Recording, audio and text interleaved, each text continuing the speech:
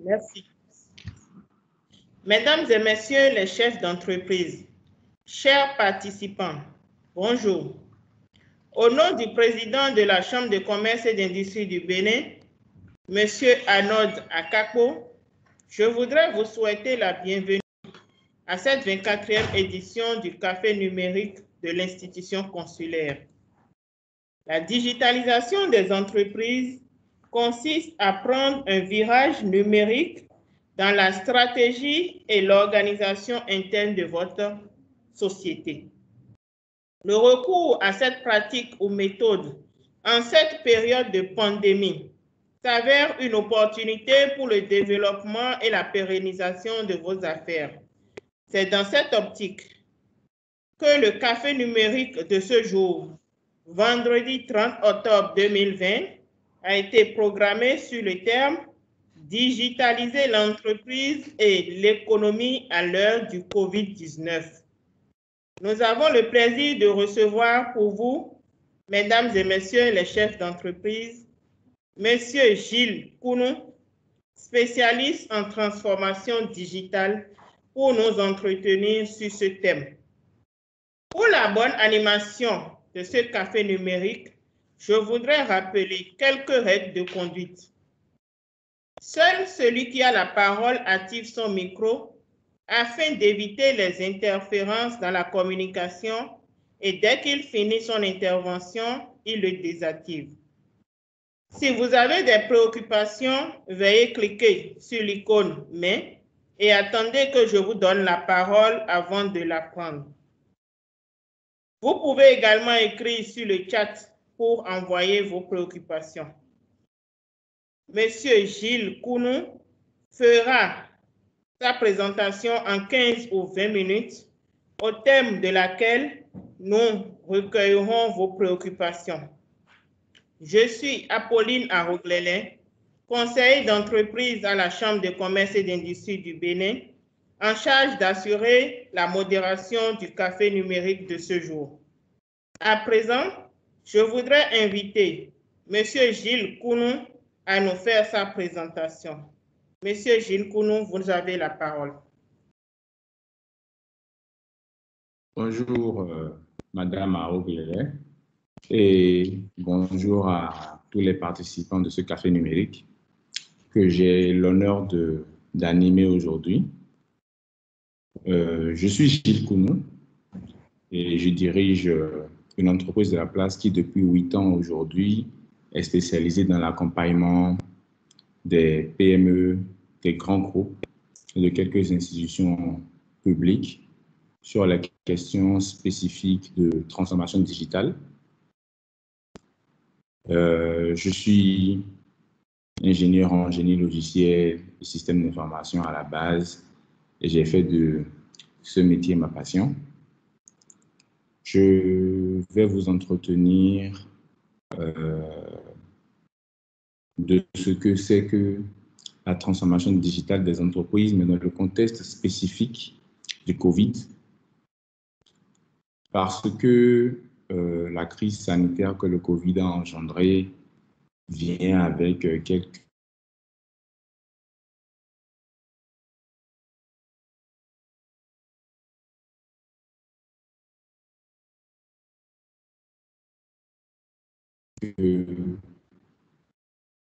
contraintes spécifiques pour les entreprises.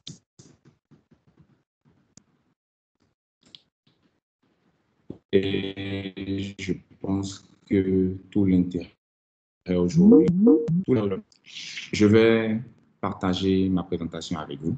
Ce sera le fil conducteur de mon intervention.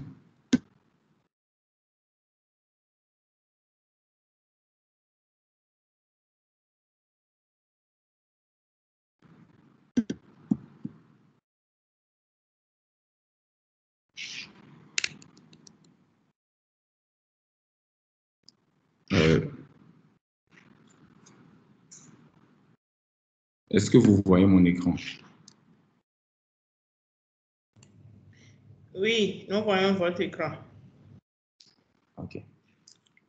Donc, le thème de ce jour, c'est de parler de la digitalisation de l'entreprise et de l'économie à l'heure du Covid. Et je pense que tous les entrepreneurs qui sont là sont principalement intéressés par cette préoccupation.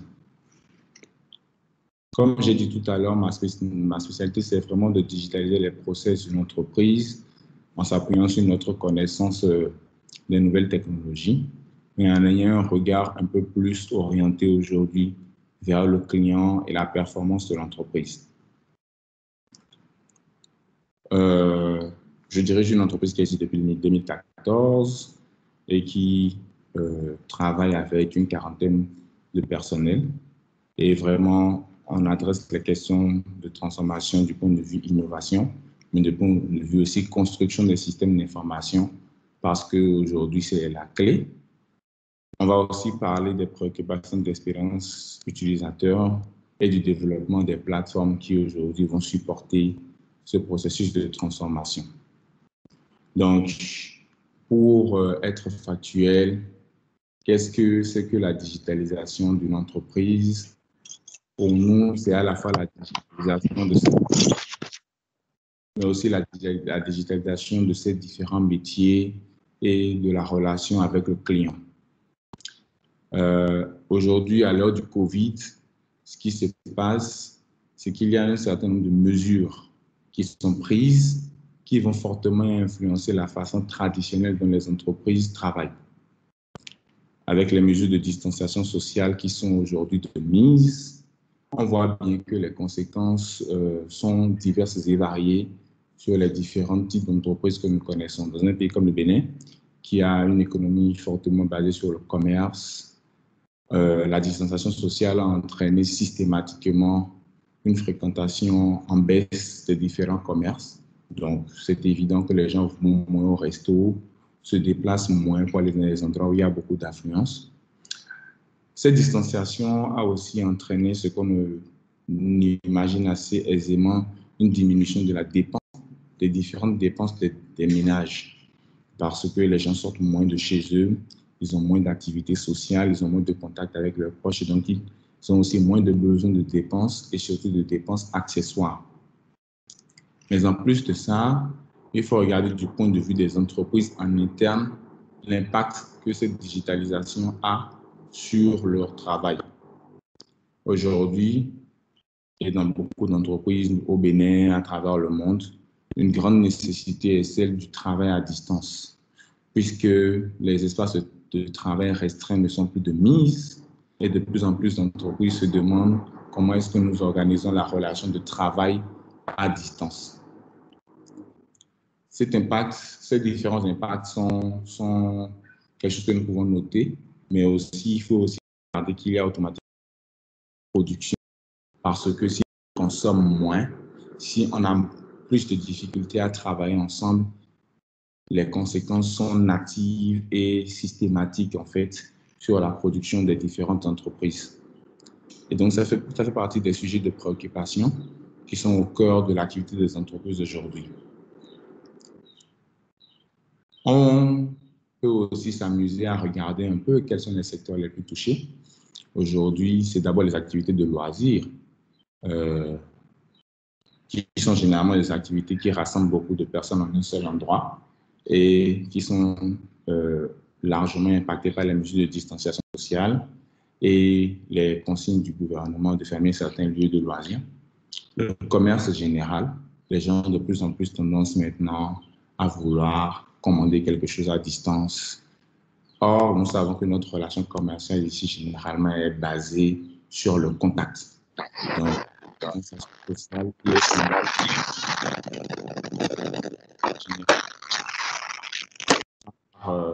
par ces différentes mesures. Le tourisme, cela est évident, les gens voyagent beaucoup moins parce que prendre l'avion est déjà plus compliqué, justement à cause de ces mesures, mais aussi parce que les compagnies de voyage ont des vols moins, les compagnies de transport aérien ont des vols moins fréquents. La restauration, évidemment, nous allons moins au resto. Et c'est ce que j'expliquais tout à l'heure par les dépenses aussi des ménages qui sont en baisse parce que les gens mangent plus chez eux, ils essaient de rester à la maison, comme ils se déplacent pour aller au boulot à cause du télétravail. Et c'est autant de de facteurs qui vont influencer le secteur de la restauration. L'industrie, parce que dans les industries, dans les ateliers, c'est des endroits normalement où les gens se retrouvent pour travailler en groupe. Et il faut aujourd'hui repenser ce travail qui est éminemment dépendant de la collaboration des parties, alors même qu'on prône le fait de s'éloigner socialement. Et ce qu'on voit le moins, c'est surtout l'hôpital. L'hôpital parce que les médecins aujourd'hui ne veulent plus avoir un contact direct avec quelqu'un qui pourrait avoir le Covid. Donc, il y a de nouvelles implications. Mais les patients eux-mêmes ne veulent plus systématiquement se déplacer pour aller dans des hôpitaux parce que simplement ils ont peur d'y aller attraper le Covid. Et ça se voit bien aujourd'hui que la fréquentation des différentes institutions sanitaires est en baisse. Mais il y a d'autres choses que nous ne voyons pas, qui ne nous sautent pas aux yeux. Des activités au système comme la blanchisserie. Je sors moins, je m'habille moins. Donc, j'ai moins besoin d'avoir des vêtements au pressing. Je sors peu avec ma voiture puisque je ne vais plus au boulot tous les jours, étant en télétravail. Donc, les lavages auto vont moins fonctionner. Puisque je me déplace peu et que les gens se déplacent de moins en moins, bien, évidemment qu'il y a une répercussion sur le secteur pétrolier qui vend moins de carburant, ainsi de suite. Ça, c'est ce que nous voyons aujourd'hui et ça pose autant de problèmes aux entreprises de ces différents secteurs qui se demandent aujourd'hui sur quel mécanisme ou sur quel nouveau processus s'appuyer pour rester en vie.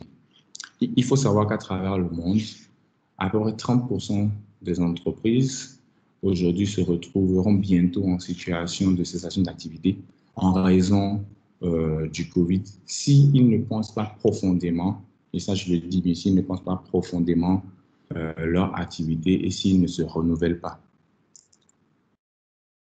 Et ce renouvellement aujourd'hui doit passer éminemment par le numérique, par la digitalisation, simplement parce que le numérique a quelques caractéristiques qui permettent d'apporter des réponses aux différentes préoccupations qu'a apporté la distanciation sociale due au Covid. Donc, le numérique permet de travailler à distance, permet de dématérialiser l'information, de communiquer sans se voir et sans se toucher. Il permet aujourd'hui même de faire des opérations à distance et de commander des machines-outils sans jamais avoir accès physiquement à ces machines-là. Et donc, cette capacité à relier les gens, cette capacité à dématérialiser par exemple le paiement, sont autant de choses sur lesquelles les entreprises devraient s'appuyer pour envisager la continuité de leur activité. Et il faut poser une question pertinente. Nous sommes habitués à ces différents modus operandi. On communique avec WhatsApp. Aujourd'hui, on fait du paiement électronique. Mais la vraie question, c'est comment intégrer cette technologie de manière rationnelle dans l'activité que nous menons au quotidien. Et donc, de manière rationnelle, de manière organisée, le contexte actuel va appeler quelques challenges pour les entreprises. La première préoccupation, c'est celle de travailler ensemble. Comment est-ce que les entreprises et le personnel d'entreprise continuent par travailler ensemble dans un contexte où la distanciation sociale est quelque chose qui est fortement prôné et recommandé.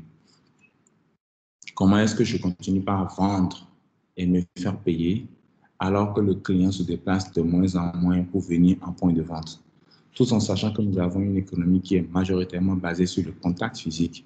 La confiance dans notre économie est majoritairement basée sur le fait que les gens se voient d'habitude, échangent des biens et des services, voient le bien avant de l'acheter et le payent généralement en espèces. On a une économie qui est à 95% encore dépendante du cash. Comment est-ce qu'on continue par produire au moment même où on nous parle de s'éloigner, de ne pas se toucher? Comment on continue par produire dans ce contexte? Et le plus important, parce que c'est la vocation des entreprises d'avoir des clients et de vendre et de faire de l'argent, le plus important, c'est comment est-ce que nous arrivons à garder le contact avec le client, continuer par lui communiquer nos offres et rester en contact avec lui pour le supporter lorsqu'il a des problèmes. Et au-delà de tout ça, comment finalement développer une relation de confiance qui dure avec le client, alors même qu'on a de plus en plus de difficultés à le voir. Je vais vous parler de quelques chiffres qui sont révélateurs. Au début de la crise du Covid, et ce sont des chiffres tout à fait isolés que j'ai pris comme ça, on a noté qu'il y avait 16% de la hausse de la fréquentation de sites en ligne.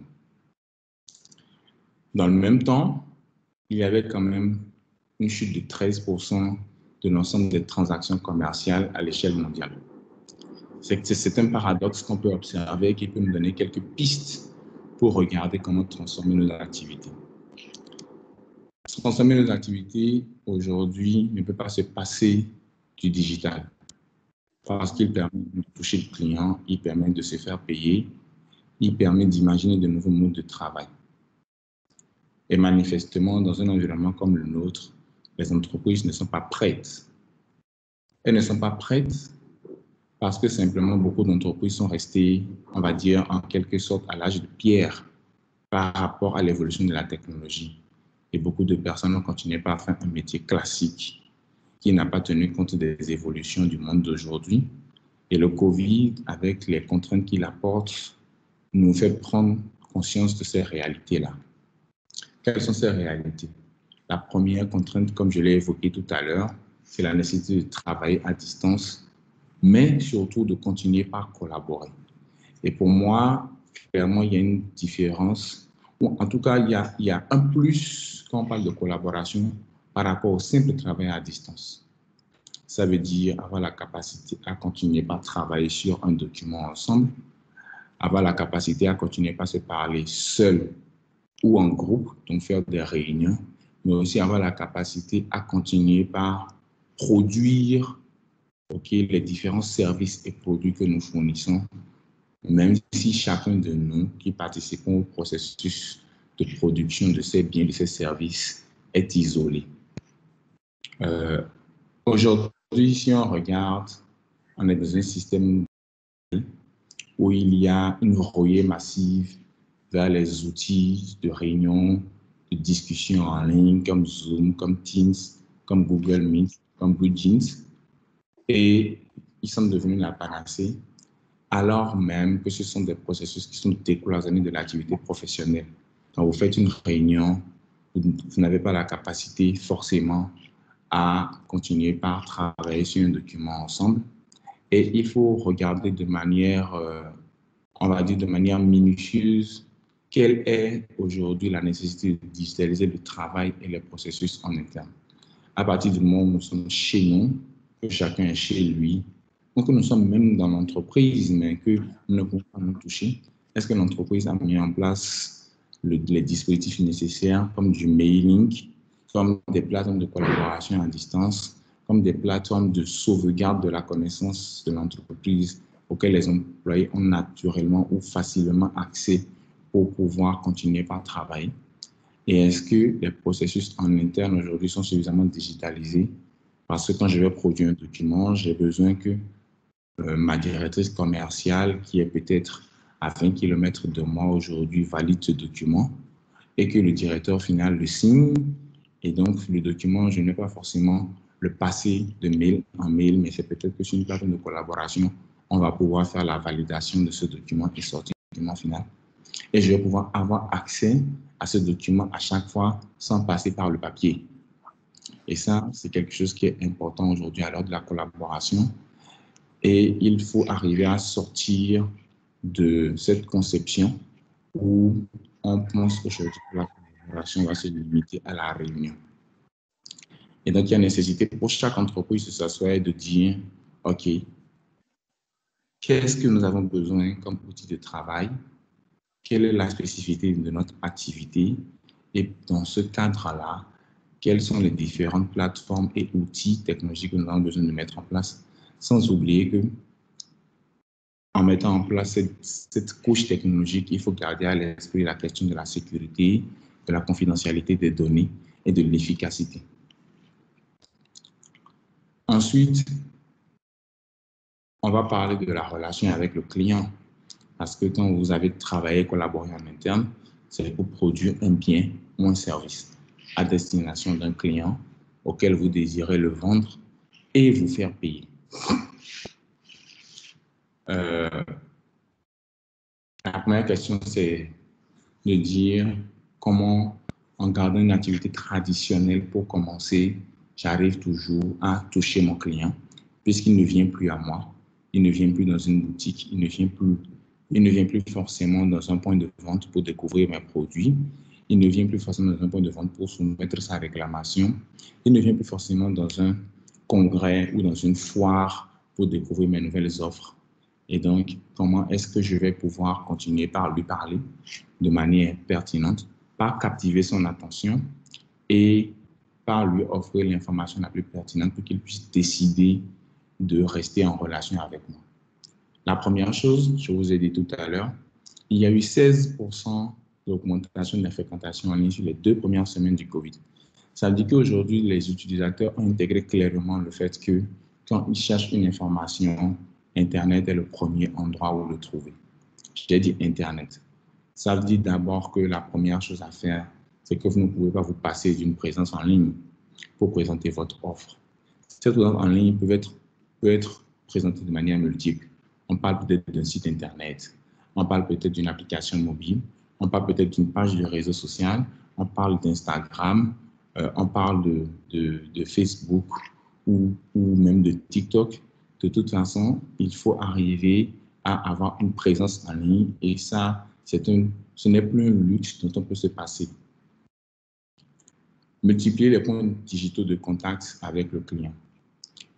Comme je dis, c'est sûr qu'avoir un site web, c'est important, mais en fonction de la typologie de votre clientèle, ce n'est peut-être pas avoir un site web qui suffit, c'est peut-être avoir une meilleure présence sur les réseaux sociaux parce que vous avez un produit qui a besoin de communication interactive avec le client. Et c'est arriver aussi à créer avec le client un canal de communication qu'il connaît, auquel il fait confiance parce qu'il sait que celui qui est au bout, à l'autre bout du canal de communication est le marchand avec lequel j'ai l'habitude de travailler. Et les différentes communications qui existent pour centraliser l'information. La question de la centralisation de l'information est importante parce que vous imaginez bien que si un client vous appelle au téléphone et qu'ensuite il vous écrit sur Facebook, il est capable de vous écrire sur Facebook pour continuer la discussion qu'il avait avec vous au téléphone, ou qu'il est capable de commencer cette discussion sur WhatsApp parce que vous avez un WhatsApp business et qu'il veut plus tard parce qu'il est dans une situation de besoin de réactivité, il vous appelle au téléphone. Et les différents canaux ne sont pas forcément dédiés au même usage. Quelqu'un qui vous appelle au téléphone est peut-être plus dans l'urgence. Quelqu'un qui vous équipe par messagerie textuelle a un peu plus de temps pour prendre le temps de la discussion et n'est pas forcément dans l'urgence. Là, on parle vraiment de ce qui est présentation de l'offre, communication avec le client, mettre en place un support pour le supporter lorsque vous avez fourni un service. Vous avez vendu un produit à distance, un repas à distance à un client qui est mécontent, vous devez pouvoir avoir un canal qui vous permet justement de recevoir son appel, de recevoir sa plainte, de lui changer le repas s'il faut, et aussi de le noter pour améliorer la connaissance que l'entreprise a de son business et de ses clients. Puis ensuite, il n'y a pas d'intérêt à présenter une offre digitale si derrière, vous ne pouvez pas vous faire payer à distance ou en avance, tout en maintenant la confiance que vous avez avec le client. Donc, pensez aussi digitaliser. Parce qu'aujourd'hui, si je suis dans une économie de services, l'intérêt pour un marchand, c'est de payer en avance, enfin de se faire payer en avance, de délivrer le produit, mais d'être aussi capable derrière de rembourser le client s'il n'est pas satisfait. Et à partir du moment où le client se déplace pour venir vers vous, ou que vous ne vous déplacez plus pour aller vers lui, il n'y a plus de nécessité de cash. Donc, il faut penser à la digitalisation du paiement parce qu'il faut remplacer la relation du cash par une relation de paiement digital. Et ça, c'est quelque chose que vous devez désormais intégrer dans votre activité.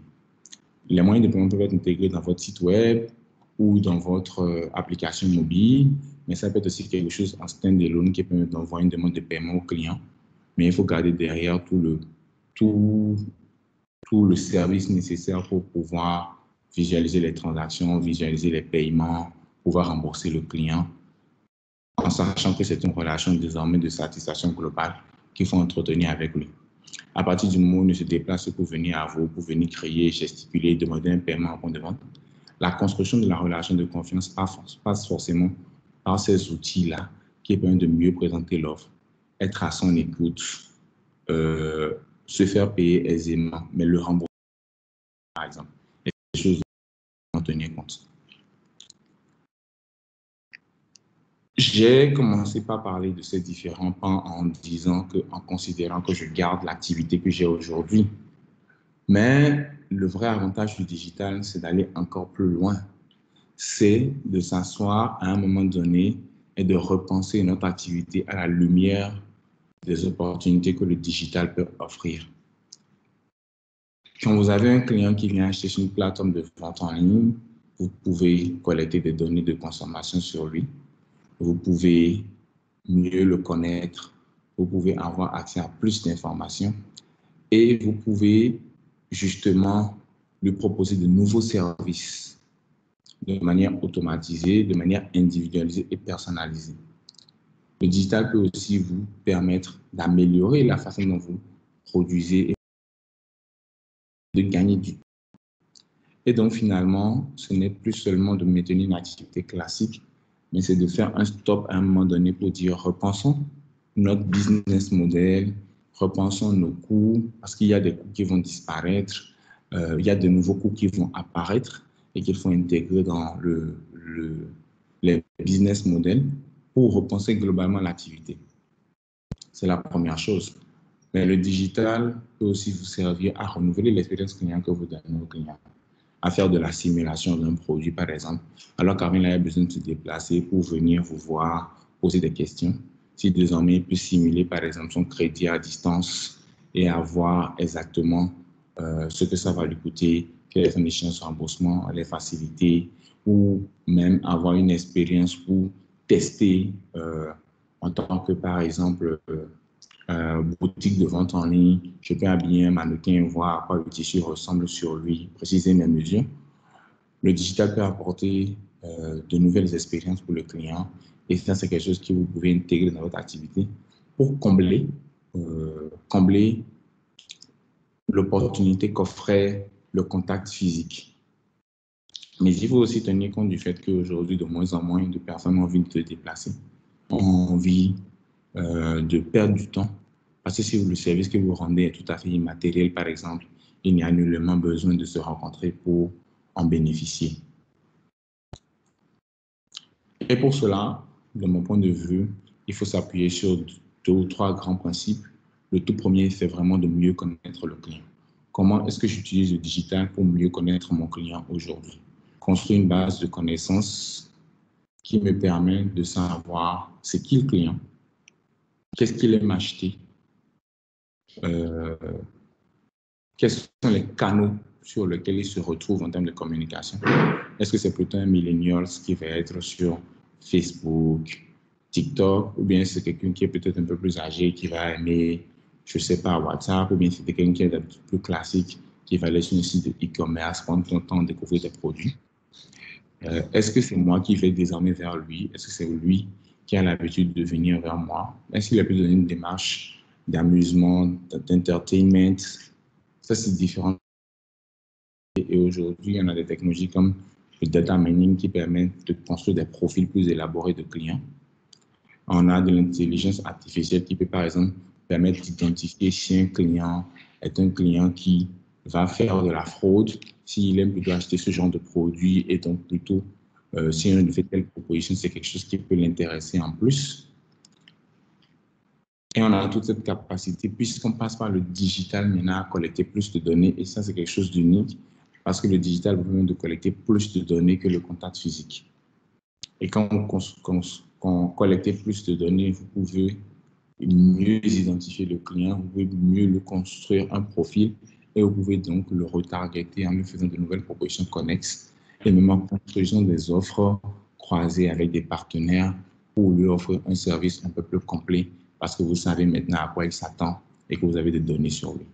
Donc, la connaissance du client doit aujourd'hui être quelque chose qui doit être repensé parce qu'à partir du moment où je ne vois plus le client dans ma boutique, je ne peux plus le décrire. Je dois pouvoir collecter de la data sur lui Et le numérique a ça de magnifique, qu'il permet vraiment de tracer même un client à travers différents sites de e-commerce, différentes applications, les questions qu'il pose et de lui construire un profil cohérent à partir duquel je peux commencer par imaginer de nouveaux produits. Si les habitudes d'achat changent, si les gens achètent moins de choses, s'ils n'utilisent plus sa voiture, s'il ne va plus au garage auto pour faire laver sa voiture, s'il n'achète plus autant de vêtements qu'avant parce qu'il travaille de la maison, il a de moins en moins besoin de sortir. Il y a aussi d'autres habitudes sûrement qu'il a que je peux maintenant targeter et que je peux essayer de combler. Parce que sur ces business traditionnels-là, on est sûr que l'activité, elle va décliner. La deuxième chose, comme j'ai dit tout à l'heure, c'est de repenser le business model. Si je prends une activité classique de commerce standard où le client se déplace pour venir à vous, il ne calcule généralement pas son temps de parcours, son temps de trajet, ce que ça lui coûte, le risque qu'il prend.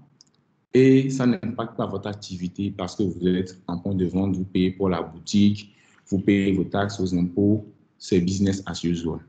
Si vous évoluez vers un modèle de commerce en ligne, il faut savoir qu'il va y avoir de nouveaux coûts. Le client qui ne se déplace mais que vous livrez à la maison et que vous ne livrez que lui, il y a un coût lié au transport, il va y avoir un coût lié au moyen de paiement.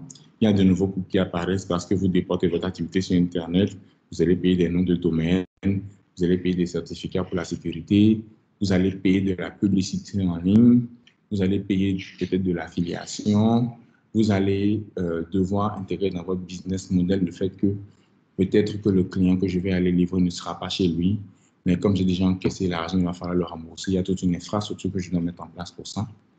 Et donc, il y a besoin de réétudier toute l'activité, d'identifier les nouveaux coûts, les cachets, d'identifier aussi la valeur du service. Si je suis une institution qui fournit des services publics, que l'utilisateur ait l'habitude de se déplacer pour venir vers moi, mais que je mobilisais énormément de ressources pour produire le service parce que c'est du besoin en temps réel. Une fois qu'il est là devant moi, je suis obligé de le servir maintenant. Alors que quand il est à distance, je peux lui dire, je te sers dans 24 heures, dans 48 heures. Je ne fonctionne plus de la même façon, je n'ai plus les mêmes charges en interne. Je dois être capable de dire, OK, si ce service est fourni désormais comme ça veut dire qu'il coûte moins cher à la production et donc il doit coûter moins cher à la vente. Et ça peut être un accélérateur parce que s'il coûte moins cher à la vente, potentiellement plus de clients vont être intéressés par l'acheter.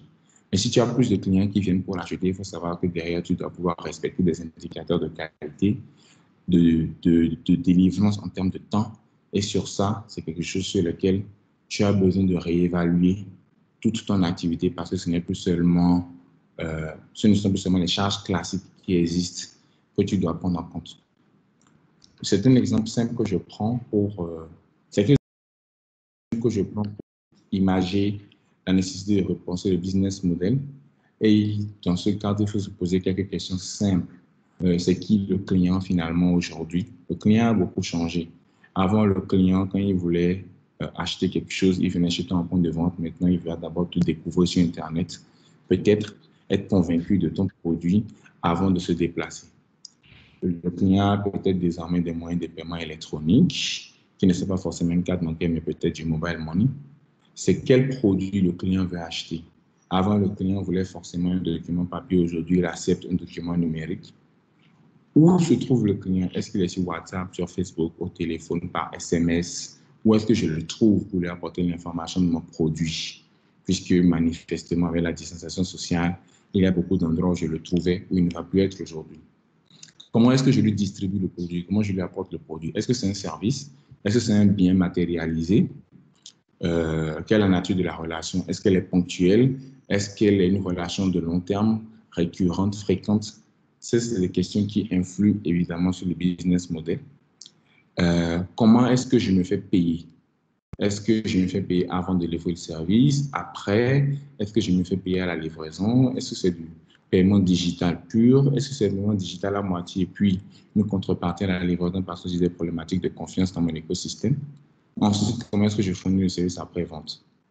Est-ce que ce service après-vente est construit autour d'une instance où toutes les données sur le client sont accessibles par la personne qui répond?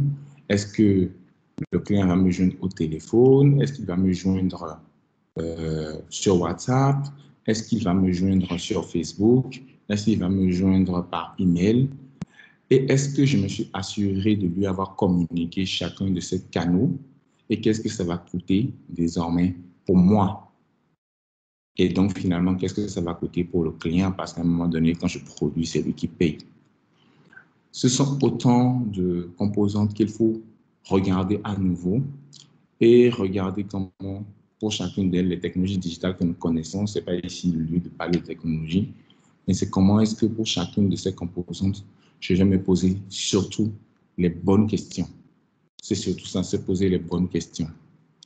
Comme je l'ai dit sur la slide qui suit, se poser les bonnes questions pour toucher le client, rester en contact et finalement construire une nouvelle relation avec le client à l'heure de la distanciation, à l'heure d'une relation plus ou moins impersonnelle où vous ne le voyez plus.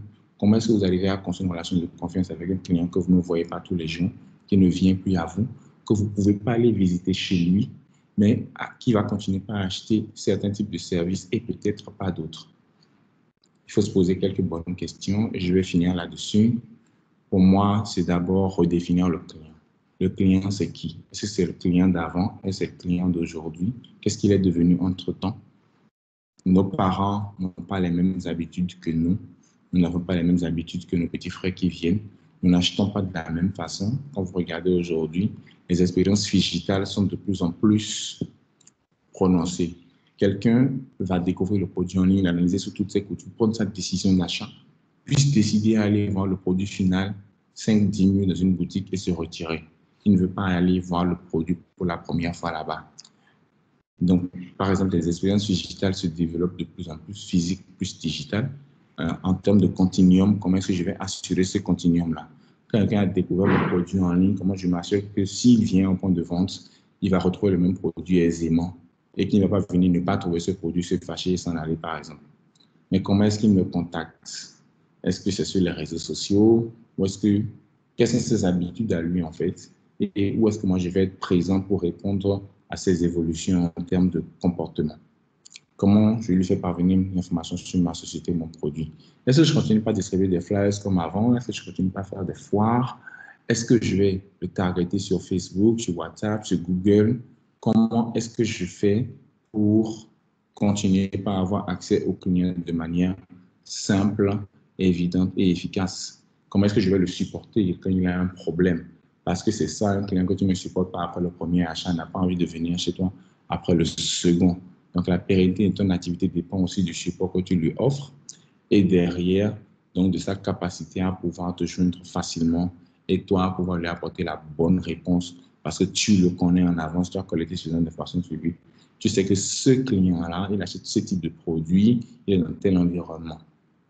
Et finalement, comment est-ce que tu maintiens, comment tu bâtis, tu maintiens, tu entretiens cette relation de confiance quand le client t'a payé? Est-ce qu'il est stressé de ne pas recevoir son produit? Est-ce qu'il est rassuré? Comment est-ce que tu continues par lui parler, lui faire venir de nouvelles offres et générer chez lui un intérêt certain pour ta marque et pour ton produit sur le long terme? Je vais m'arrêter là. La transformation digitale, je vais finir avec la transformation digitale, c'est moins des questions de technologie aujourd'hui parce qu'on a des fournisseurs de technologie, mais c'est plus des questions qui sont liées à le refactoring, le fait de repenser son activité elle-même sur les grandes lignes que j'ai définies, notamment une transformation organisationnelle, une transformation en termes de métier et la transformation de la relation avec le client. Et c'est ce dont nous devons le plus nous préoccuper à la fin parce que la finalité d'une entreprise, c'est de produire, vendre à un client qui paye. Je vous remercie.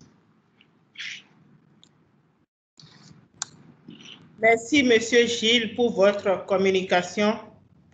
Mesdames et Messieurs les chefs d'entreprise, nous allons à présent recueillir vos préoccupations auxquelles Monsieur Gilles Kounou nous apportera des éléments de réponse. Mesdames et Messieurs, vous avez la parole.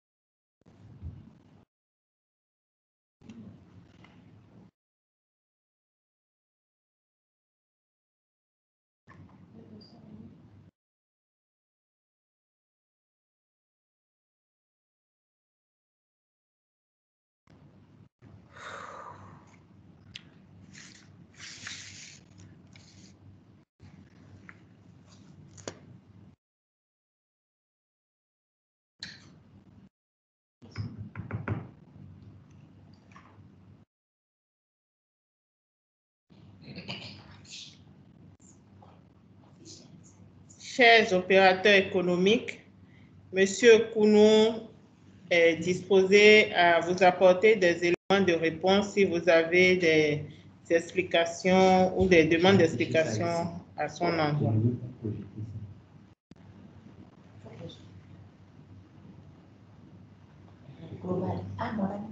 OK. Global, bonjour. Merci de vous présenter et de poser vos préoccupations. Bonjour. Bonjour l'audience. Bonjour. Bonjour. Bonjour, monsieur. Nous vous recevons. OK, merci beaucoup. OK, moi, c'est Romario Danon de la société Global Technology. Alors, je suis chargé de la vente de la structure. Ce que j'aimerais, d'abord, je remercie beaucoup Monsieur Gilles Kounou pour la présentation. Merci beaucoup à vous pour la disponibilité.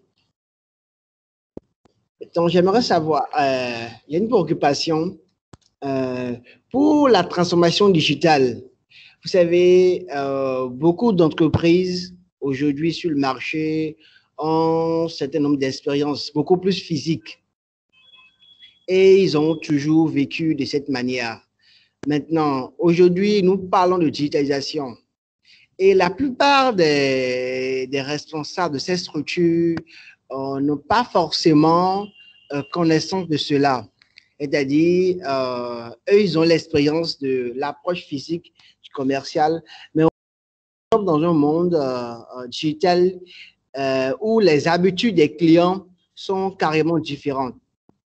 Maintenant, en tant que collaborateur dans une structure qui a déjà des années d'expérience et qui fait du chiffre, comment est-ce que je pourrais apporter cette connaissance? C'est-à-dire, comment est-ce que je pourrais aider le responsable de la structure à intégrer la transformation digitale dans ses activités? Une transformation digitale qui n'est pas forcément, c'est-à-dire que cette dernière n'y maîtrise pas forcément. Je dis cela parce que souvent, les responsables de structure ont de la réticence à laisser de nouvelles manières de faire des choses dans leur structure. Alors, comment est-ce que moi, en tant que collaborateur, je pourrais amener la responsable de la structure à adhérer à ce nouveau mode de fonctionnement? Merci beaucoup à vous. Merci, monsieur. Merci beaucoup. Je vais répondre en même temps. OK. On va y aller comme ça, oui. Okay. Je pense sincèrement que dans notre écosystème, effectivement, les gens ne sont pas prêts. Ils font leur genre d'activité de la même façon depuis 10, 15, 5 ans et ils sont habitués à ça. Et ils n'arrivent pas non plus à accepter le fait que la transformation digitale est quelque chose qui coûte de l'argent. Je pense qu'il faut rester lucide et accepter ces deux faits dès le début. Après, évidemment, il faut choisir la bonne stratégie par rapport à votre responsable. Je pense qu'il faut apporter des process innovants qui lui démontrent clairement sa capacité à gagner plus d'argent ou à mieux satisfaire son client. Il faut toujours prendre la question par le bout de la relation avec le client. Les gens créent leurs entreprises et montent leurs entreprises pour faire de l'argent. Si vous leur montrez que l'intégration des nouvelles technologies dans leur business va leur apporter plus d'argent, ils vont commencer par mieux vous écouter. Si vous leur montrez que la capacité à intégrer les nouvelles technologies et à digitaliser un pan de l'activité va leur apporter, va apporter plus de satisfaction à leurs clients et in fine plus d'argent pour eux, ça va les motiver à pouvoir accepter déjà de faire l'essai, ensuite de faire les investissements.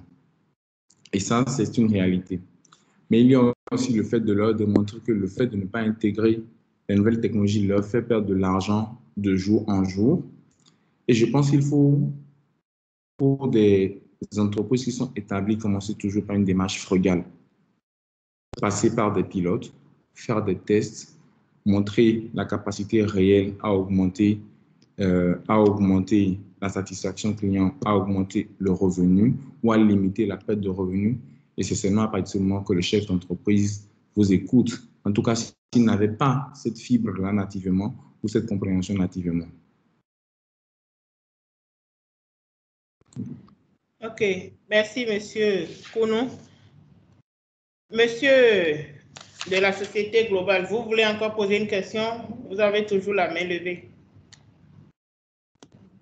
Il y a 3 autres personnes qui ont la main levée. OK, non, merci, c'est bon, merci. OK, je passe la parole à Monsieur Raoul Dotou Honsou. Monsieur Honsou, vous avez la parole.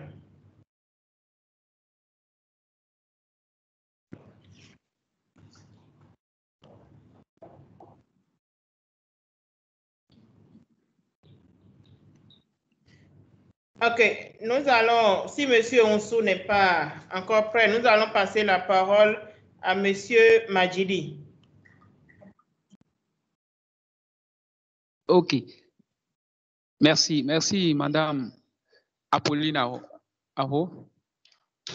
Je vous remercie. Je remercie également Monsieur Gilles Gounou pour la présentation. Est-ce que vous me recevez? Oui, nous vous recevons. Présentez-vous, s'il vous plaît. Moi, c'est Raoul Dotou Honsou, le promoteur de l'entreprise Mada Bénin, qui est spécialisée dans l'agrobusiness, la gestion immobilière, l'intermédiation commerciale et le BTP. D'accord, merci. Oui, par rapport à la présentation, j'ai suivi de long à large et avec intérêt. Maintenant, moi, je rencontre un peu de problèmes concernant la transformation digitale dont on parle. Au fait, je dirige un groupe, vous voyez, et c'est sur mon réseau commercial. Vous voyez, il y a quelque chose que j'ai constaté. C'est-à-dire quoi? Dans ce réseau, il y a des clients. Il y a aussi, vous voyez, mais ce que j'arrive à constater, c'est quoi? Sur mon dos, il y a des fournisseurs qui contactent certains de mes clients. Vous voyez? Donc, je n'arrive pas. Maintenant, je suis en train de voir, est-ce que je vais fermer ce groupe ou bien comment je vais faire maintenant pour créer une autre alternative? Là, j'aurai la liste des clients à part, la liste des fournisseurs à part. Bon, ça me pose beaucoup de problèmes, sincèrement. Donc, comme il y a un spécialiste devant nous, j'aimerais avoir un peu d'éclaircissement ou bien d'orientation par rapport à les prises de mesures que je vais prendre désormais pour sécuriser mes clients et aussi sécuriser aussi mes fournisseurs. Merci. OK, merci, Monsieur Honsou. Monsieur Kounou, on va prendre encore d'autres préoccupations. Vous allez répondre ensemble après. Okay. Merci. Nous allons passer la parole à Monsieur Majidi. Monsieur Majidi. Oui, bonjour. Bonjour. Vous m'entendez? Oui, c'est bon. Ok. Merci bien à Monsieur Kounou. Moi, on m'appelle Monsieur Majidi. Je suis le responsable de la Chambre de commerce et d'industrie du Bénin dans la région de Porto-Novo. Alors, je remercie Monsieur Kounou pour sa présentation en français très facile et adapté à la cible que nous avons, surtout nous qui sommes dans les régions ici. Alors, pour aller dans un exemple concret, je voudrais par exemple demander à M. Kounou, j'ai un client qui est, comment dirais-je, un gérant de salon de coiffure. Alors, à travers vos explications, il y a plusieurs possibilités parlant de transformation digitale. Pour ce cas typique, quel conseil vous lui donnez? Par où il peut commencer? Merci. Merci, M. Madjidi. Nous allons recevoir M. Dansou. M. Dansou.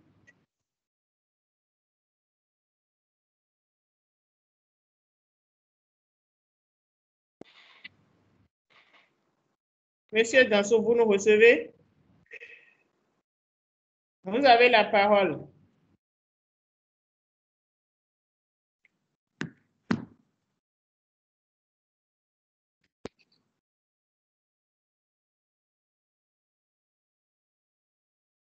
OK.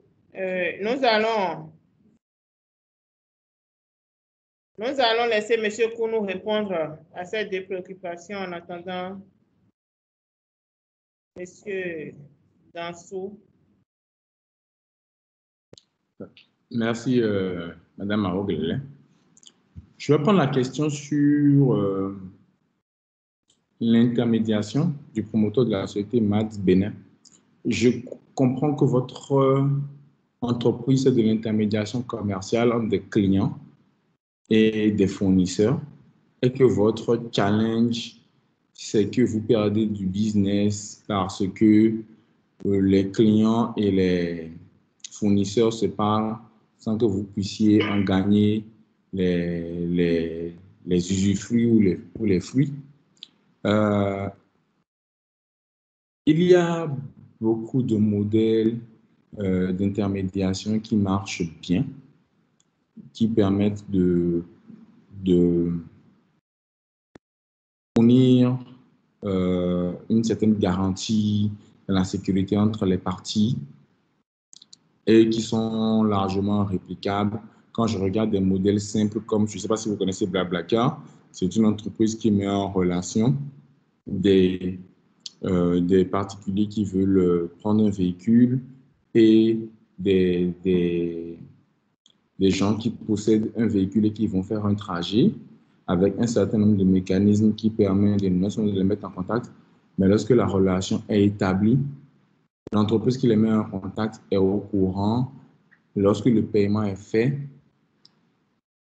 une quote-part de ce paiement est destinée à l'entreprise qui fait la mise en relation. Et si votre travail, c'est de la mise en relation, vous devez être capable de fournir une interface aux deux parties qui fait en sorte que soit ils n'ont pas accès aux identifiants les uns des autres, donc ils doivent être capables de se parler sans que vous n'ayez à donner un numéro de téléphone à gauche, un numéro de téléphone à droite. Et si vous le faites, c'est normal que derrière, vous perdez le contrôle de la relation. Soit vous fournissez un service de garantie et de sécurité aux deux parties qui font qu'ils ont toujours intérêt à passer par vous. Mais dans les deux cas, expérimenter une plateforme qui leur permet d'être en relation, de faire la discussion, d'avoir accès à l'information est quelque chose qui peut vous aider. Mais tant que vous partagez directement les identifiants des personnes entre eux, ce n'est pas évident qu'ils ne vous contournent pas. Je ne sais pas quel est le service concret que vous proposez, mais c'est en imposant ce service que les deux parties éprouvent le besoin de passer par vous pour continuer par se parler. Si ce service n'existe pas et que ce n'est que de la mise en relation, à partir du moment où ils ont les identifiants les uns des autres, ils vont vous contourner. C'est pas là. C'est des affaires et vous ne pouvez pas faire autrement. Donc, la question, c'est quel est le service que vous offrez et comment est-ce que vous faites en sorte que les parties continuent par vous parler sans avoir accès aux identifiants les uns des autres. Si vous arrivez à répondre à cette question, il y a plein de plateformes aujourd'hui d'intermédiation qui fonctionnent très bien parce que ces plateformes rendent un service supplémentaire, soit de la confiance, soit de la garantie. Vous êtes un intermédiaire de confiance, vous êtes un intermédiaire de garantie. Et derrière, vous centralisez aussi les opérations de paiement. Donc, vous faites un tampon sur le paiement parce que les gens ont besoin de vous pour continuer par se parler. Mais il existe d'autres modèles dans lesquels, au moins, l'application, soit c'est la mise en relation elle-même que vous faites payer et derrière, vous laissez les gens se parler librement. Quand je prends des applications comme Coin Afrique, des solutions comme Coin Afrique qui permettent à des marchands de mettre des objets en ligne et des particuliers de trouver ces objets. Et à ces personnes-là, derrière, de se retrouver pour échanger des biens. Mais s'ils veulent l'échanger à travers la plateforme, parce que la plateforme peut apporter un mécanisme sécurisé pour sécuriser l'échange d'argent, ils peuvent le faire. Et la plateforme va toucher probablement un montant sur l'échange du bien ou de la marchandise en fournissant la garantie que lorsque le bien a été réellement échangé, le vendeur reçoit son argent et que le particulier qui achète ne sera pas floué. Donc, il y a besoin de fournir un service réel et dans ce processus d'intermédiation, c'est la mise en relation que vous vendez et que vous faites payer, que soit c'est plus tard sur l'échange des services que vous gagnez de l'argent. La question qui suit, c'est la question du monsieur qui me parlait de la transformation digitale d'un atelier de coiffure. Alors, comme j'ai dit tout à l'heure, les enjeux sont à différents endroits. Un atelier de coiffure est un endroit où beaucoup de gens se retrouvent. Et la première chose qu'il faut continuer par vendre dans ce genre de business, je pense, c'est la sécurité. Quand vous venez chez moi, vous êtes en sécurité, vous n'allez pas tomber malade, vous n'allez pas rencontrer plein de monde. Et peut-être donc il faut mettre en place un processus de prise de rendez-vous pour vos clients. Mais est-ce que vous connaissez vos clients généralement? Ce n'est pas le cas. Les gens vont dans les ateliers de coiffure et les coiffeurs n'ont jamais de connaissances sur eux. Et donc, la première chose, c'est d'abord d'avoir un accès aux clients que vous ne connaissez pas. Parce que ça reste une activité sporadique, même pour celui qui détient l'atelier de coiffure. Donc, première chose, mieux connaître le client, pouvoir le joindre pour lui vendre l'offre, pour lui dire, ah, désormais, vous venez chez moi, vous venez sur rendez-vous, c'est sécurisé. Pour être prêt à se déplacer pour aller chez lui. Mais dans tous les cas, le canal digital vous permet de rester en contact avec ces clients-là et peut-être de mettre en place un processus de rendez-vous. Et le digital peut permettre de mettre en place un processus de rendez-vous où quand je sais que quand je vais chez mon coiffeur à 17h, je vais être seul. Et je ne vais pas rencontrer d'autres personnes parce que à cause de la distanciation sociale, je ne vais pas attraper le Covid. Sinon, je peux rester chez moi et ne pas me coiffer. Donc, déjà digitaliser la relation, digitaliser la connaissance du client, digitaliser comment est-ce que vous lui donnez le service, comment est-ce que vous lui apportez cette information. Ce sont des leviers sur lesquels vous pouvez vous appuyer. Après, le digital permet de faire de la com, de faire de la publicité, être une plateforme comme Instagram, parce que vous faites des coupes exceptionnelles, ou être sur Facebook, parce que vous avez une démarche très professionnelle que vous pouvez vendre par ces canaux-là. Peut permettre aux gens d'avoir plus confiance en votre service, de vous découvrir. Peut-être que j'allais chez le coiffeur du coin et que vous avez un service VIP que vous vendez, que je peux découvrir sur Facebook. Et je peux prendre un rendez-vous pour venir, je suis seul. C'est quelque chose qui est plus incitatif parce que c'est les nouveaux enjeux pour les gens. Ils veulent venir peut-être se coiffer, mais ils n'ont pas envie de rencontrer d'autres personnes parce qu'ils ne veulent pas tomber malades. Ils veulent découvrir à l'avance c'est quoi votre professionnalisme et ça, vous pouvez le vendre à distance. Donc, vous pouvez déjà changer la relation avec le client en lui communiquant de manière plus efficiente et plus efficace votre offre, mais aussi, vous pouvez changer aussi votre façon de travailler et le communiquer au client parce que vous dites désormais à l'heure du Covid, je ne prends qu'un client à la fois et quand le client s'en va, je désinfecte mon atelier et je le communique sur les réseaux sociaux, sur ma page Instagram et les gens le voient et disent ah, on peut aller chez ce mec parce qu'il est professionnel, parce qu'il est organisé, parce qu'il est organisé en rendez-vous. Donc pour un atelier de coiffure, voilà autant de pistes qu'on peut regarder. Après, peut-être aussi digitaliser le paiement. Je n'ai pas envie de recevoir du cash. Je peux mettre en place maintenant des offres par abonnement où la personne achète un abonnement de 10 coiffures et il paye tout de suite et ça lui coûte moins cher. Avec le paiement digital, je peux créer des offres comme ça. Je suis payé tout de suite. Je peux faire du discount parce que je n'ai plus besoin que les gens viennent chez moi pour me remettre l'argent pour un abonnement. Donc, c'est autant de pistes que vous pouvez évaluer. Et pour aller plus loin, c'est peut-être que la personne a la capacité, parce que vous avez une application, de composer le choix de sa coiffure, de faire des tests avant de venir avec sa morphologie pour regarder à quoi il peut ressembler à telle coiffure, et faire son choix de coiffure avant de venir. Aujourd'hui, c'est autant d'expériences digitales, amusantes qu'on peut offrir dans le cadre d'un atelier de coiffure. Donc, c'est autant de pistes que vous pouvez explorer. Mais je pars toujours du fait que dans ce genre d'activité qui peut être légèrement artisanale, il faut commencer par digitaliser la relation avec le client, lui offrir des services plus, lui offrir un meilleur service et s'appuyer sur les canaux traditionnels comme du Facebook, du WhatsApp. Créer son groupe. Pourquoi je ne crée pas mon groupe WhatsApp avec mes clients pour les informer quand j'ai une nouvelle offre ou pour qu'ils puissent prendre rendez-vous, organiser cette relation avec les nouveaux outils digitaux en maintenant une communication digitale avec eux. Donc, autant de pistes à explorer. Je pense que la troisième question, non, je pense que ce sont les deux questions que j'ai. S'il y a d'autres questions, il est midi passé, mais on peut encore en prendre quelques-unes.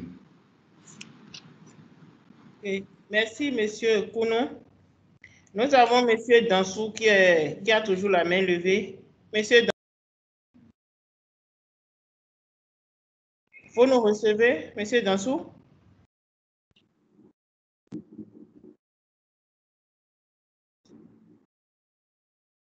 Allô? Ceux qui n'arrivent pas à intervenir directement peuvent envoyer des messages dans le chat.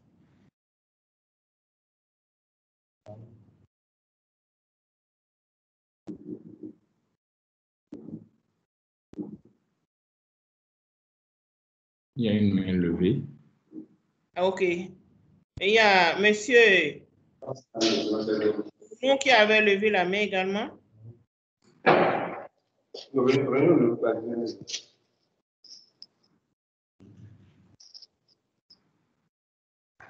Allô? Monsieur Raoul Dotou, vous voulez intervenir encore? Oui, oui. OK. Oui, madame. OK, merci, madame. D'accord. Merci, madame Aho. Je reviens par rapport à la réponse oui, que monsieur Gilles a donnée tout à l'heure par rapport à ma préoccupation. C'est bien, je suis dans le service. Ouais, je suis dans le service de la gestion immobilière, c'est-à-dire je propose des locations de chambres d'urgence et également pour la vente des parcelles également. Ouais. Donc, j'ai créé ce groupe WhatsApp qui fonctionne. Ouais. Également, j'ai aussi le groupe Facebook aussi qui fonctionne. Mais ce que j'ai constaté, c'est quoi? Les clients sur Facebook individuel. Ouais. Mais pour le groupe web, c'est là où j'ai des difficultés. Ouais. Parce que, bon, je ne sais pas, entre-temps, j'avais considéré aussi les clients comme, les fournisseurs comme clients. Ouais. Donc, j'ai créé le groupe, j'ai mis les fournisseurs et aussi les clients dedans. Ouais. Quelques clients dedans. Donc, c'est au fil du temps que j'ai vu que les clients, les fournisseurs que j'avais mis dedans là, représentent aussi mes clients, ainsi de suite. Donc, je suis confronté à ce problème où il y a des clients qui veulent acheter ou bien qui veulent louer, qui consultent directement mes fournisseurs. Parce que quoi, entre-temps, dans le forum, les fournisseurs aussi présentent parfois leurs produits.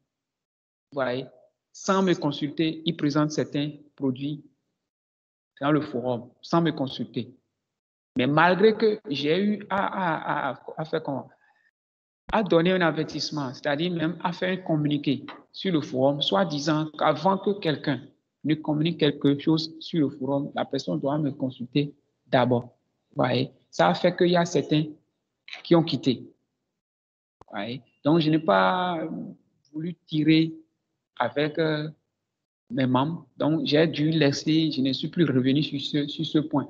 Mais je constate toujours, c'est pas tout le monde, mais il y a certains qui font ça.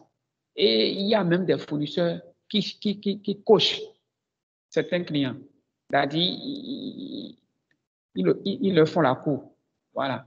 Donc, et c'est des manques à gagner pour moi. Donc, c'est sur ça, là, réellement, là, que je suis en train de casser la tête. Et je ne sais pas. Donc, je sais que, bon, par rapport à les logiciels dont vous avez parlé maintenant, je vais aussi essayer avec ça. Ouais. Pour histoire de garder ma cible et pourquoi pas avoir aussi d'autres clients en plus et savoir comment les sécuriser. Merci. Merci, Monsieur Ronceau. Nous allons laisser la parole à J. Faladé.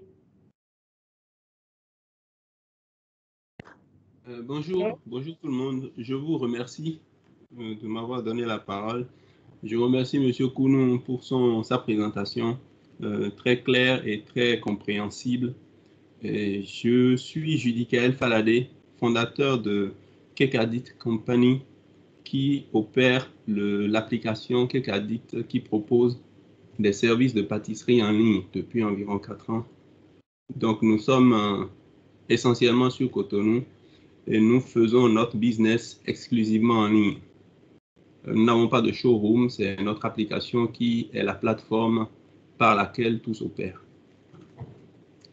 Et assez tôt, nous avons été confrontés à une problématique. Vous avez parlé de la digitalisation, de la transformation numérique des entreprises.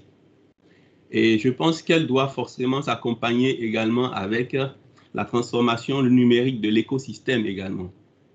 Parce que très tôt, nous avons été confrontés à plusieurs problématiques, dont une très simple, c'est-à-dire lorsque nous avons fait tout le processus de prise de commande, de traitement et tout, de paiement en ligne avec le client, au moment de livrer le produit, il faut bien se rendre à une adresse. Et la problématique de l'adressage dans nos villes reste quand même quelque chose que je n'ai pas très bien compris. Pourquoi on a un plan d'adressage, par exemple, dans Cotonou et dans d'autres villes, mais des plans qui ne sont pas vulgarisés. Les clients qui habitent à ces adresses n'en sont pas conscients. Donc, ne peuvent pas communiquer ces adresses de façon à ce que, au moment de livrer le produit commandé, le livreur puisse s'y retrouver facilement. Donc, par après, on a remarqué qu'il y a un certain nombre de startups qui proposent des services de géolocalisation qui permettent de tracer le client pour pouvoir aller jusqu'à son adresse et qui ne sont pas forcément faciles à intégrer sur toutes les plateformes. Monsieur Kounou doit savoir un peu étant du domaine, il doit bien comprendre de quoi je suis en train de parler. Et moi, je me pose aujourd'hui une question, c'est si l'écosystème n'essaie pas de prendre une certaine avance sur ces choses-là pour accompagner favorablement la digitalisation, la transformation numérique de ces commerces-là, que deviendront ces adressages physiques qui sont dans certaines grandes villes du pays et qui fonctionnent quand même très bien pour peu que le prestataire de service maîtrise le plan et sache l'expliquer à ses livreurs. Aujourd'hui, au bout de 4 ans d'expérience, nos livreurs savent facilement retrouver n'importe quelle adresse dans Cotonou lorsqu'on leur communique numéro de rue, numéro de porte. Mais les gens n'en sont pas conscients et spontanément, les clients ne les délivrent pas. Donc, je me demande quel avenir pour l'adressage physique si on ne trouve pas le moyen de fusionner cet adressage avec ce que le numérique permet aujourd'hui en termes de géolocalisation et tout ça. Parce que lorsque je vais sur Google Maps aujourd'hui, je me rends compte que les adresses qu'on voit sur les rues de Cotonou sur Google Maps aujourd'hui, je ne sais pas si ça a changé dans les 2 derniers mois. J'ai fait cette vérification encore, ça fait pas encore 3 mois. Les rues qu'on trouve sur Google Maps pour Cotonou ne correspondent pas au numéro du plan d'adressage actuel de Cotonou qui a été fait, je pense, quand même depuis environ 8 ans, mais qui n'a pas été vulgarisé. Donc, il y a ces mises à jour qui n'ont pas été faites. Je ne sais pas trop qui s'en occupe de ce problème-là, parce que je pense qu'il faut quand même que l'écosystème se mette à jour par rapport à ces choses-là, de manière à ce que les entreprises qui veulent aller à la transformation ou qui ne vivent que du digital puissent, au moment de livrer le produit qu'ils ont promis aux clients, également facilement s'y retrouver comme ça peut se faire sous d'autres cieux. Donc, c'était ma préoccupation que je voulais partager. Quel avenir pour l'adressage qui a été financé, qui a été mis en œuvre dans les villes, si aujourd'hui les plateformes numériques n'arrivent pas à les intégrer et à les dans leur business. Merci. Merci, monsieur. Nous allons prendre un dernier intervenant, monsieur Lovia. Monsieur Lovia. Oui, allô? Oui. Madame, bonjour, vous allez bien? Allô? Ok, d'accord, merci. Je remercie beaucoup mon prédécesseur parce que son intervention a été très pertinente. Je crois qu'il a annulé l'une de mes préoccupations, donc je vais directement aborder les points qui me restent. Monsieur Kounou a été très brillant, je le remercie. Qu'il puisse constater, Monsieur Kounou, bien sûr, que la plupart des préoccupations sont dans le sens de la gestion de la digitalisation. Donc, dans ce sens-là, moi-même, j'ai des petites préoccupations. La première, c'est que la digitalisation de ma boîte a été confrontée à l'illettrisme de certaines personnes parce que je vends certains produits dont la plupart de mes clients ne sont pas lettrés. Et sur mes plateformes, ils interviennent souvent en langue locale ou bien ils font beaucoup d'audio. Or, les audios sont difficiles à gérer au regard des informations à publier, tout ça là. Donc, ma première préoccupation est la gestion de l'illettrisme dans la digitalisation, dans la gestion de la digitalisation de nos boîtes. Ma deuxième préoccupation est par rapport à mes clients qui n'ont pas de WhatsApp, parce que j'ai une stratégie pour tracer les numéros de tous mes clients, mais certains ne sont pas sur WhatsApp et d'autres n'ont pas de numéro. C'est la nature de mon activité qui fait que je suis confronté souvent à ces genres de personnes. De toute façon, ça fait partie des problèmes de la gestion de la digitalisation. Donc, vous veuillez m'orienter sur comment est-ce qu'on peut gérer ces aspects-là. Ma troisième préoccupation, c'est par rapport au départ plus ou moins décourageant qu'on observe chez certaines personnes. Je suppose quand vous animez une plateforme WhatsApp et vous intégrez certaines personnes, au bout d'un certain temps, compte tenu de la discipline que vous installez, vous interdisez certains débats et tout, même si ce n'est pas ça, il y a certains clients qui, compte tenu des raisons personnelles qu'on ignore, sortent du forum. Et cela crée une ambiance peu favorable pour l'animation de la plateforme. Je veux soumettre aussi cette préoccupation. Pour finir, ma quatrième préoccupation, c'est par rapport à la transition, parce que je veux quitter aussi la plateforme WhatsApp pour aller sur le net et animer mes activités, mes affaires là-bas. Mais je suis confronté à la communication autour de la transition des activités physiques vers des activités numériques. Donc, comment orienter les clients, comment les diriger, comment les informer, comment les mobiliser pour qu'ils me rejoignent sur d'autres plateformes. Voilà mes quelques préoccupations relatives à la gestion de la digitalisation de nos boîtes pendant ces derniers temps-ci. Je vous remercie beaucoup et je suis à l'écoute pour vos apports. Merci, M. Kounou. Monsieur Kounou, je vous laisse la parole pour répondre aux différentes préoccupations. On est en train d'aller vers la fin de la séance, donc nous vous laissons la parole et vous allez clôturer également la séance en même temps. Merci, monsieur. Oui, merci, Madame Maro-Belele. Je veux particulièrement saluer les deux derniers intervenants parce que les questions qu'ils posent sont d'une pertinence, sont très pertinentes. Première chose que la question de M. Ferré appelle, c'est la question effectivement de l'engagement des affaires dans l'environnement. Alors, on peut demander à M. Lovia d'éteindre son micro parce qu'il y a des interférences là. S'il vous plaît.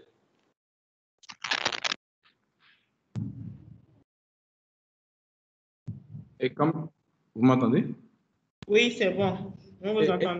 que ça pose la question globale de l'écosystème parce que comme vous vous imaginez assez bien, quand je prends la question de l'adressage, c'est d'abord une question, on va dire, relative au pouvoir public.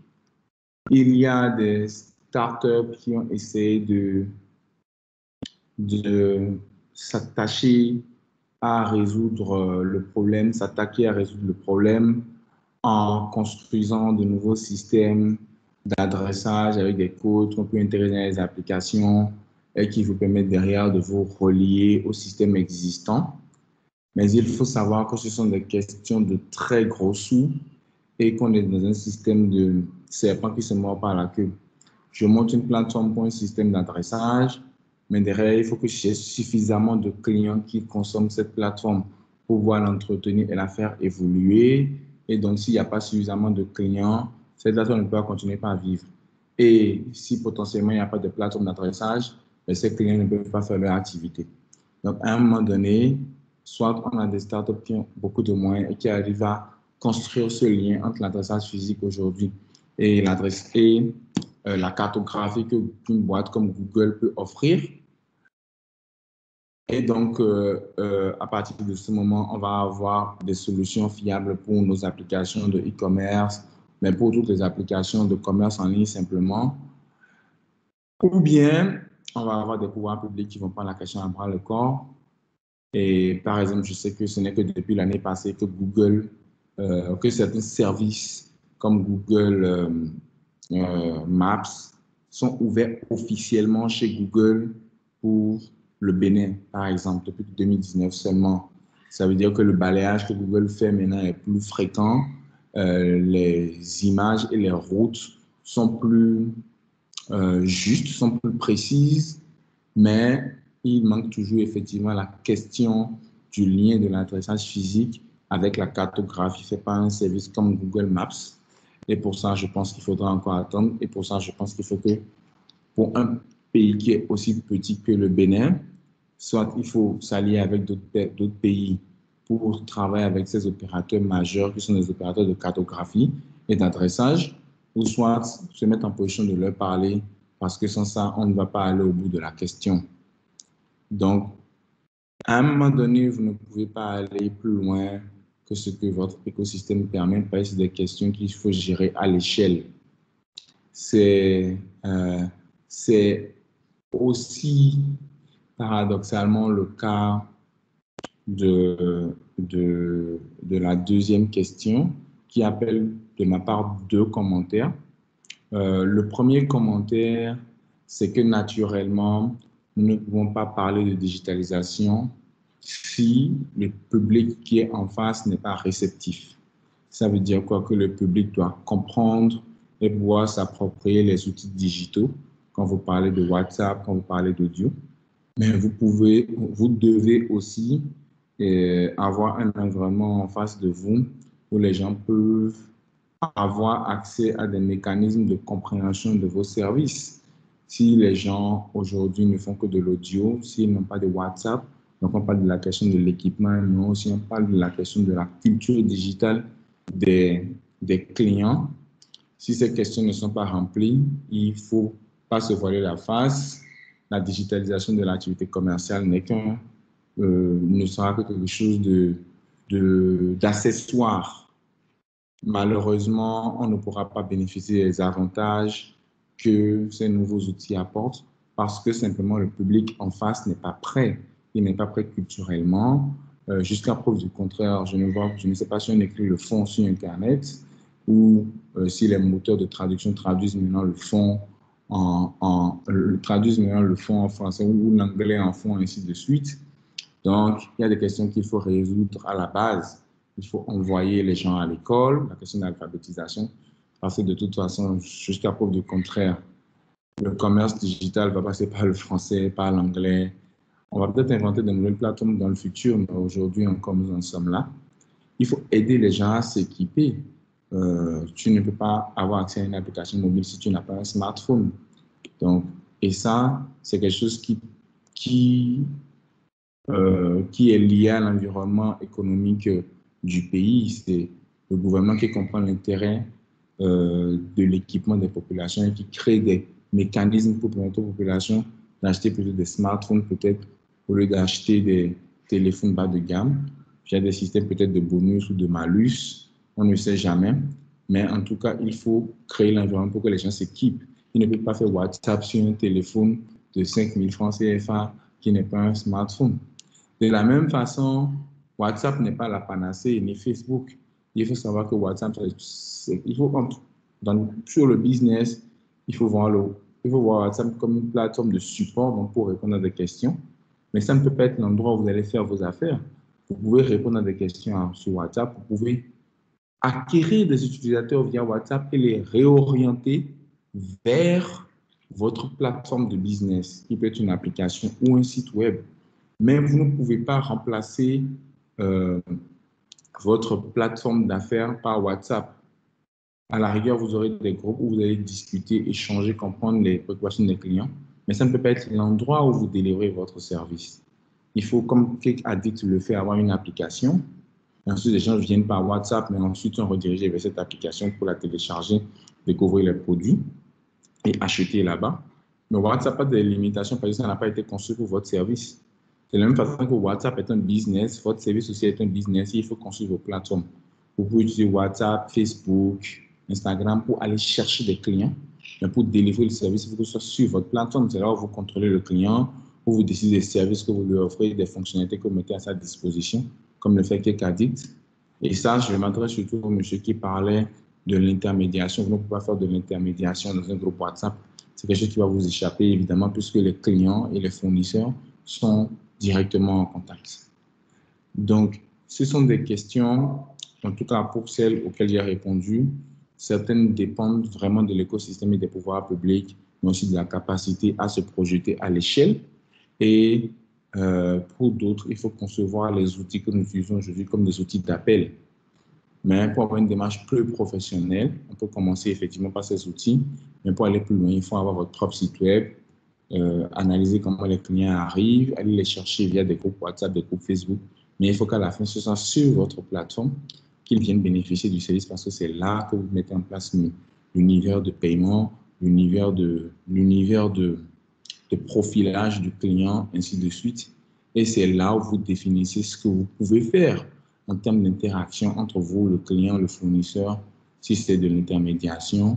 Donc, c'est vraiment là que vous contrôlez sur votre plateforme commerciale, sur votre plateforme en ligne, que vous contrôlez le processus commercial. Donc, ça ne peut pas continuer dans un groupe WhatsApp ad vitam aeternam. Nous, on a travaillé en tant qu'OpenSI, la boîte que je dirige, on digitalise un certain nombre de services publics au Bénin. Et vous imaginez que vous allez chercher votre casier judiciaire sur WhatsApp, au mieux que vous allez acheter votre assurance sur WhatsApp. Ce n'est juste pas possible. Donc, on a travaillé avec un nombre d'organisations qui, à la fin, ils vont utiliser WhatsApp comme un outil de communication, ils vont utiliser WhatsApp comme un outil de support, mais WhatsApp, Facebook ne peuvent évidemment pas sur le long terme remplacer une plateforme d'affaires bien organisée qui conduit l'utilisateur dans un couloir commercial jusqu'à ce qu'il achète le produit. Donc, ça va être mon mot de fin. Mon mot de fin va être de dire que la digitalisation passe par l'adoption effectivement de nouveaux usages. Ne peut pas se passer d'un public qui est digital ready. Donc, digital ready, c'est la culture, l'alphabétisme et l'équipement, et ne peut pas s'arrêter uniquement sur des plateformes du genre WhatsApp, ainsi de suite. Il y a besoin de s'asseoir, de réfléchir pour construire de nouveaux outils. Est-ce que j'ai besoin d'une application d'assurance en ligne? Est-ce que j'ai besoin d'une application ou d'un site web pour montrer ma vitrine de gâteau, effectivement? Mais et je peux contrôler ce qui est le client, je peux lui créer un compte, ainsi de suite. Il y a une réflexion plus poussée à mettre en œuvre au-delà de la question des seuls outils de communication qui existent aujourd'hui. Et je vous incite vivement à mener cette réflexion dans vos affaires. Je suis disponible à gilles.kounou@opensi.co si vous avez des questions en particulier, ou sur Facebook où vous trouverez mon profil, où on pourra dans une ambiance conviviale, prolonger ces différentes discussions parce que manifestement, le temps nous est compté ici et je vous remercie.